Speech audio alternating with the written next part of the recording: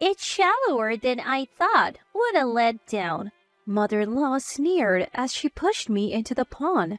I had endured her cruel antics for so long, but in that moment, something inside me snapped.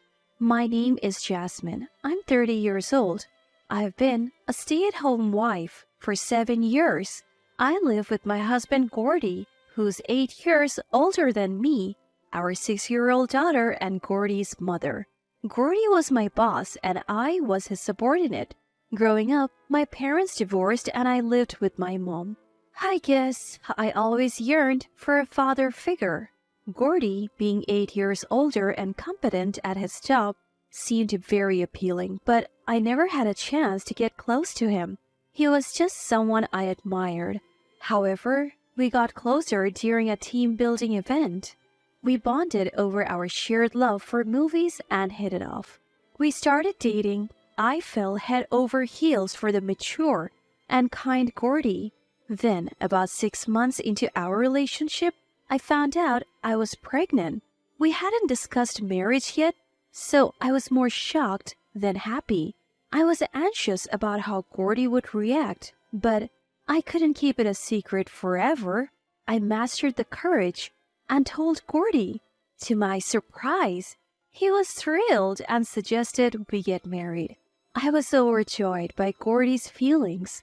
When I told my mom, she was a bit surprised but happy for me.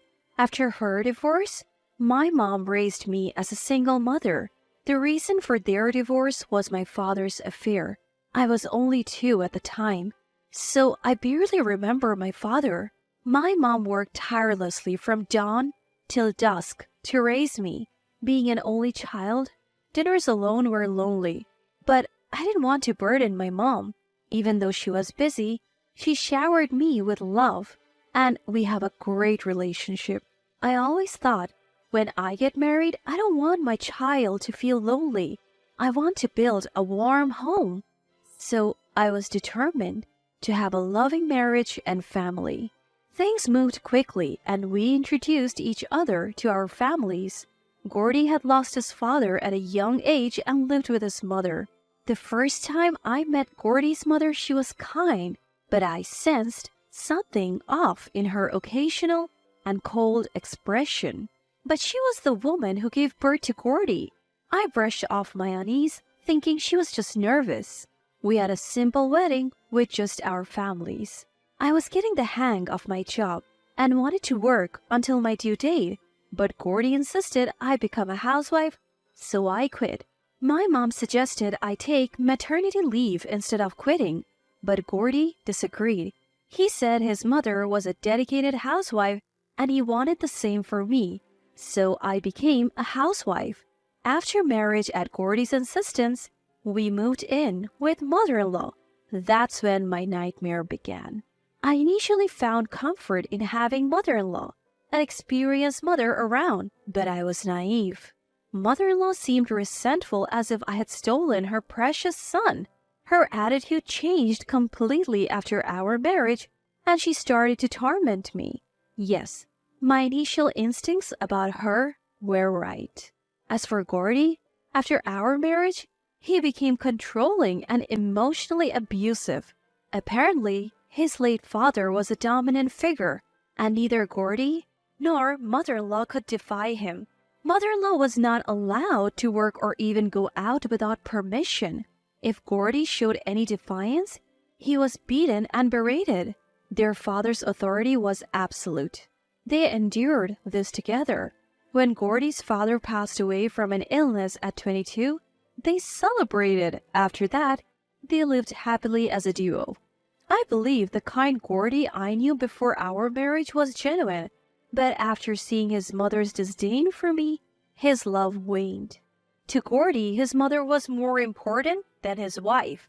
Whenever Gordy was cold or verbally abusive to me, mother-in-law looked satisfied.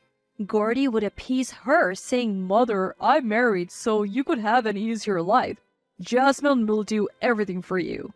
I think the two of them felt some twisted sense of revenge by treating me the way Gordy's father had treated them. It was utterly unfair to me, but I felt helpless. In the early days of our marriage, I suffered from severe morning sickness, sometimes unable to get out of bed. Yet, mother-in-law would say, "You're exaggerating this morning sickness thing. Who do you think you are? Get up and make dinner." She even forced me to do household chores. She would make me carry heavy bags and even intentionally pushed me once. Gordy, of course, didn't defend me. Instead, he would say, "I'm busy working. You're probably just napping all day. And you still eat the food I provide." I endured, hoping that maybe when our child was born, mother-in-law and Gordy would change. My mom, concerned about me living with mother-in-law and being pregnant, often called or messaged, but I couldn't bring myself to tell her the truth. She had raised me through hardships and always wished for my happiness. I didn't want her to worry or sadden her. I always reassured her with a cheerful voice, saying everything was fine, that Gordy and mother-in-law were taking good care of me, and I was happy. She might have suspected something, but always said, "Remember, I'm on your side. Tell me if anything's wrong." Then, I safely gave birth to a beautiful girl named Judith. The joy of her birth made me momentarily forget the torment from mother-in-law and Gordy. I vowed to live for Judith from that day on. My mom offered to take care of me postpartum at her home, but mother-in-law with a smile said, "Don't worry, we'll take good care of Judith here," denying me the chance to return to my parents. Normally, new mothers rest for a month after childbirth, but my mother-in-law had me working the day after I was discharged. Their treatment of me didn't change after Judith's birth. It got worse. Knowing I was up all night nursing, they still forced me to wake up early for chores. On top of that, I had to care for the baby. I was utterly exhausted, stressed, and sleep-deprived. Mother-in-law, seeing my worn-out state, would laugh, saying I looked like a vagrant every night. Tears streamed down my face. Judith was my only solace. The one saving grace was that Judith looked like Gordy, so both he and mother-in-law adored her, though their idea of adoring was just playing with her occasionally. I was relieved because I had feared they might mistreat Judith too. When Judith was about 3, I told Gordy I wanted to work outside. He scoffed, saying, "Who would hire someone like you with hardly any work experience?" Mother-in-law laughed, calling me a useless wife. In truth, I was at my limit and wanted to save money to leave with Judith, but they wouldn't let me work and I gave up on ever leaving. I thought, who would hire someone with so little experience? I had no money of my own, and for Judith's sake, I realized I had to endure. From then on, no matter how mother-in-law and Gordy treated me, I bore it all for my beloved daughter Judith. Even after 7 years of marriage, mother-in-law and Gordy remained the same. The only change was in Judith. From around age 4, she would sadly watch me being mistreated.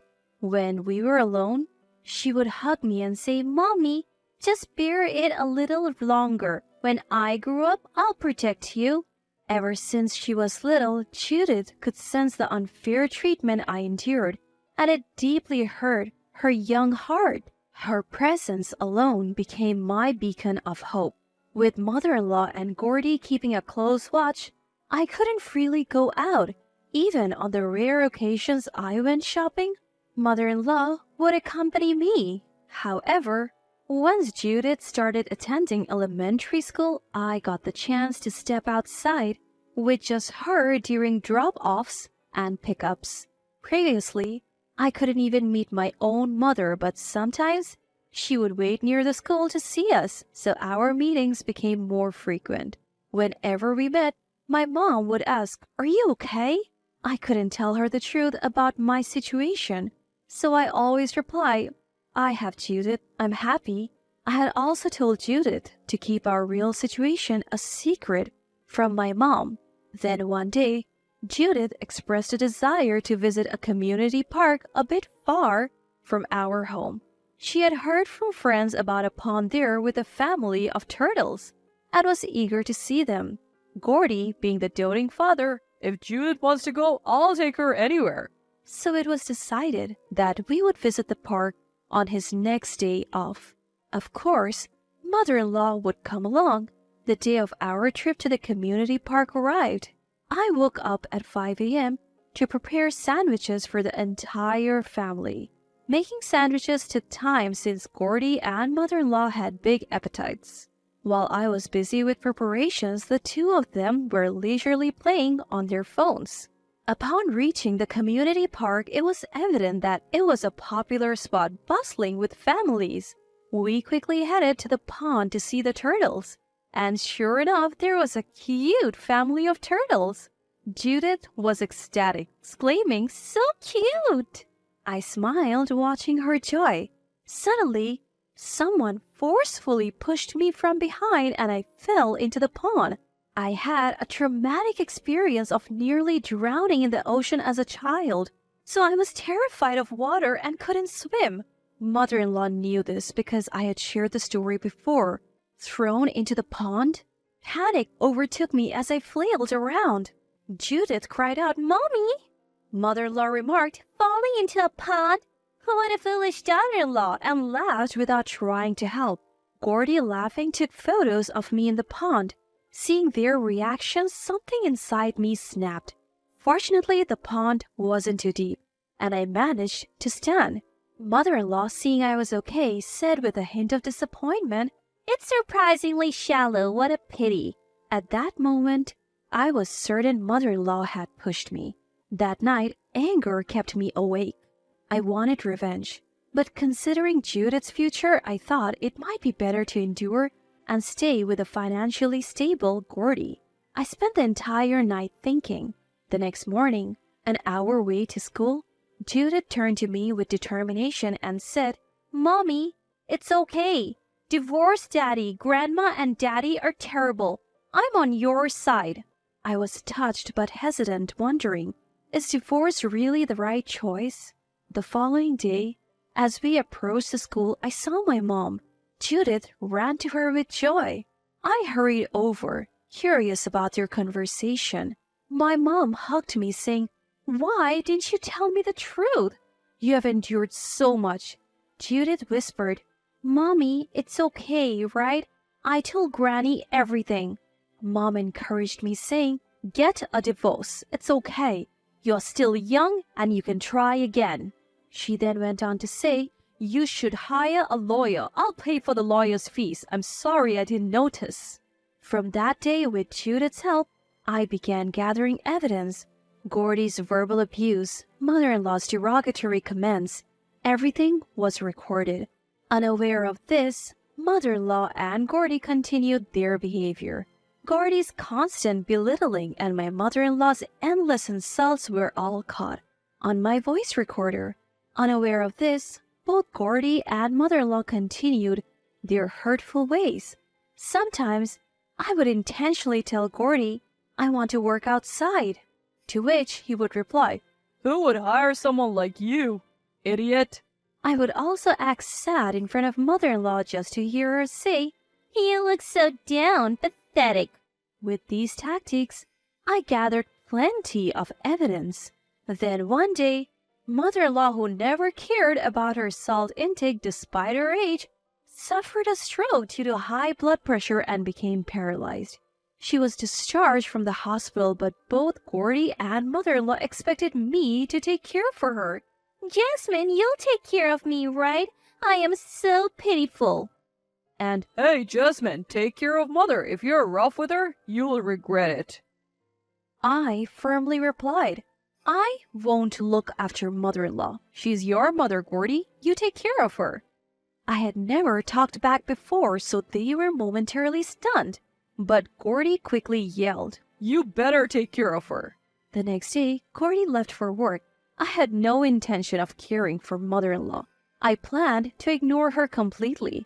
While I was in the living room, I heard mother-in-law calling me from her room. She sounded frantic. I didn't want to help, but I decided to check on her. She looked pale and said, "Jasmine, I need to use the bathroom." I coldly replied, "Go ahead on your own." She cried out, "How could you? Hurry up and help me." Apparently, she had forgotten to wear her adult diapers. She then had an accident and started crying from embarrassment. Filled with a desire for revenge, I didn't help. Instead, I called Gordy's workplace. When he rushed home and saw mother-in-law, he shouted at me, "I told you to take care of her." I calmly responded, "I told you I wouldn't. Have you forgotten how you both treated me?" Mother-in-law kept repeating, "You brute! You brute!" Which one is brute anyway? I finally handed Gordy divorce papers. Gordy probably had no idea that I would initiate a divorce. He was in shock. I said, "I have had enough. I want a divorce, and of course, I'll take custody of Judith." Both mother-in-law and Gordy were yelling, but when I played the voice recordings, they froze. Gordy's morally harassing commands and mother-in-law's heartless commands were recorded. I said, "I have all the evidence. I'm confident I would win in court." Gordy muttered, "I can't believe you recorded us." Mother-in-law still shouted, "Judith won't choose you. She won't." When Judith came home from elementary school, mother-in-law sweetly asked, "Judith, who do you want to live with, Grandma or Mommy?" Judith firmly replied, "Of course, Mommy. Grandma and Daddy are always mean to Mommy. I will always live with Mommy. I hate Daddy and Grandma." The two were visibly shaken. It seemed like he was really tired of being told that Judith, who he loved so much, hated him. "Did you hear that? Judith wants to live with me. Please live peacefully together from now on." I packed my bags and left. I never returned to Gordy and mother-in-law's house. I finalized the divorce through a lawyer. According to the lawyer, Gordy couldn't care for mother-in-law who was now paralyzed. She was placed in a nursing home, but due to her nasty attitude, no one wanted to be around her. Gordy, devastated by Judith's rejection, couldn't go to work and took a leave of absence. Now, Judith, my mom, and I live together, and I'm actively job hunting. My new life is just beginning.